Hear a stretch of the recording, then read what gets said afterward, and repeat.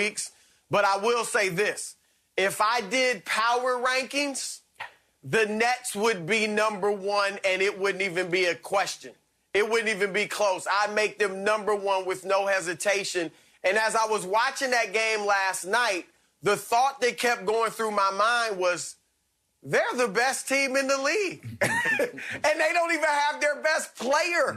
I mean, you can't overstate the impressiveness of a 5-game win streak out west, going 5-0 out west. They're 12-4 against teams that are 500 or better. That's the best record in the league. They have beaten every single elite team in basketball. Philadelphia, Boston, if you want to include Indiana, the Lakers, the Clippers twice, Utah, Denver, Phoenix. And that is with their stars in and out of the lineup. Guys, they are probably about 75% of what they will be going forward. They look tremendous. Now, when they came together, there were 2 questions. How would they fit offensively with chemistry and the defense? Obviously, the offense has been terrific. They're on pace to have the highest-rated offense in NBA history, with James Harden taking the point, Kyrie willingly taking the 2. That's the best situation for him because Harden is a phenomenal point guard and passer, and obviously Kyrie can score. And the great thing, guys, is that we don't have to worry about when KD comes back. With a lot of superstars, you would be like, wow, how's it going to fit? If they bring so-and-so back in, he's going to take shots away from him, and he's going to, have to dribble the ball a lot. Not so with KD. KD can get his 30 points on 16 shots. He will fit in perfectly. Not a lot of dribbling, just catching and draining jump shots. So offensively, they're great. And what that's done, guys, the unselfishness of Harden and Kyrie, not only in, playing different roles than they have in the past, but the way they pass the ball, the way they're sharing the basketball, that has got who Shaquille O'Neal calls the others, that has gotten them in the right mindset. So Joe Harris, Tyler Johnson, Bruce Brown, TLC, Jeff Green, the rest of them, they're getting regular touches on the offensive end. They know that if I just move without the ball, if I cut, if I spot up on 3, I'm getting an open look. So what are they doing? Hustling on defense. And the defense has been better during this win streak. It's ranked 21st in the league during their 5-game win streak. And that's all they need, guys. It doesn't need to be the bad boy Pistons defense. It just needs to be adequate with that firepower on the other end. And it is adequate. They look like the best team in the NBA. Yeah, LeVar, I'm going to disagree with him, but I'll let you go first. I mean, listen, he left a lot of openings there. Well, I feel like they are the hottest team in the league for certain. Best team, it could be up for debate, but let's go with it because they are the hottest team. They've proven they're the hottest team, and they're playing great basketball. Like Broussard said, you don't even have KD out there with his offensive production. But the cool thing about watching this Brooklyn Nets team is their ability to create space and create opportunity. The others, right, moving around, they're getting the opportunities to contribute in such a positive manner because you have 2 guys right now on the court that can create their own shots without needing too much help. So when you look at that aspect of it, it's interesting when you talk about James Harden, and a lot of the things that were stated about him was he's selfish.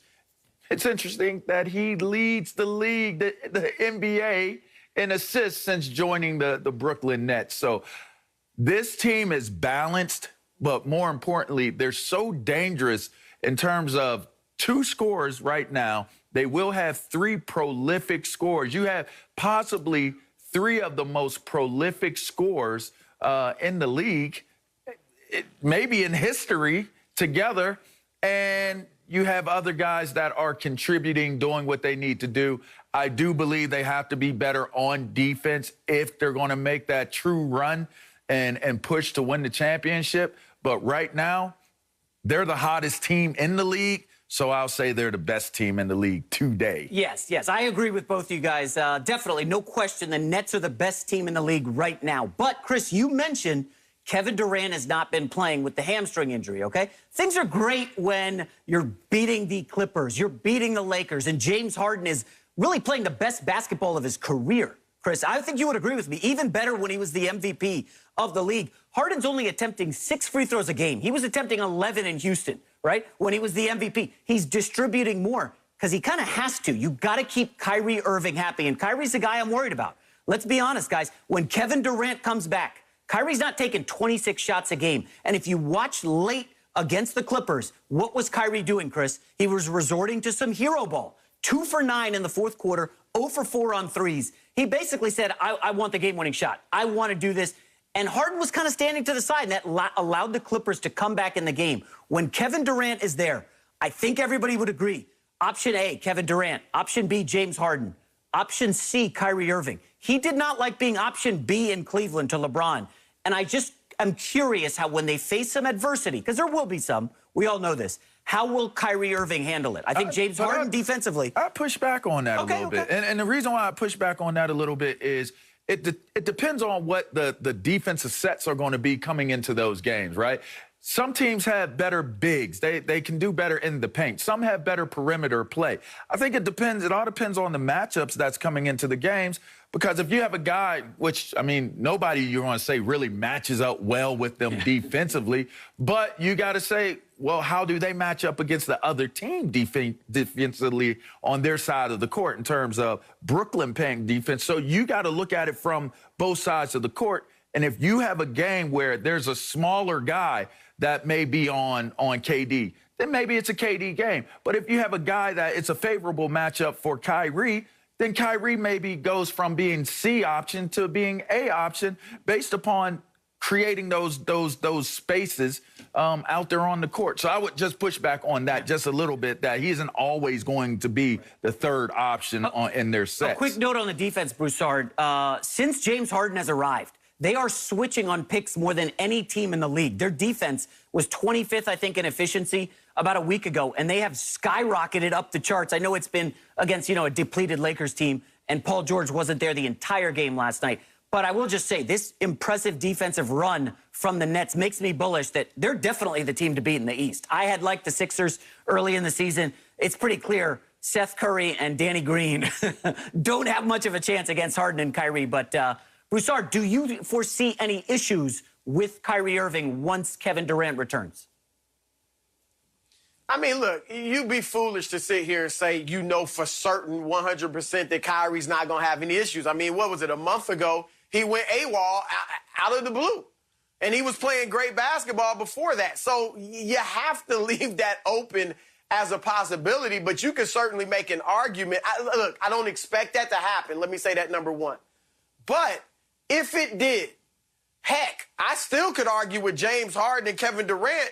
They got a great shot to win the championship. So they bringing Harden in gave them some security just in case something does happen with Kyrie. But I'm with LeVar on, you want to have this pecking order, J-Mac. And we all know that Durant is the best player, and I agree. Harden is the second best player on that team. Kyrie's third. Kyrie probably doesn't believe that, but that is the case. But I don't think they're going to have a pecking order. Remember, when Kevin Durant's first year in Golden State, he took fewer shots than Steph Curry and Klay Thompson.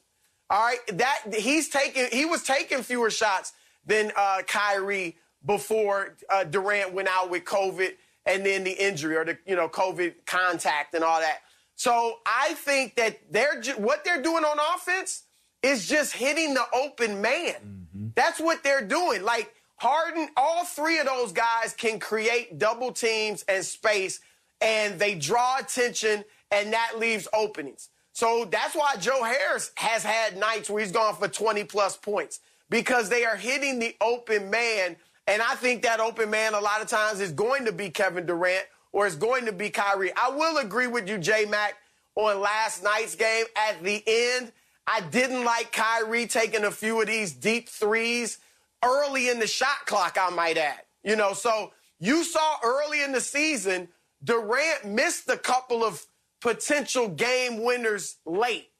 And it was almost like Kyrie a couple games later, Kyrie started taking those shots. He was like, I gave you a chance. You know? So I don't want Kyrie thinking that way. He's got to remain selfless and know that KD can get it done, Harden can get it done.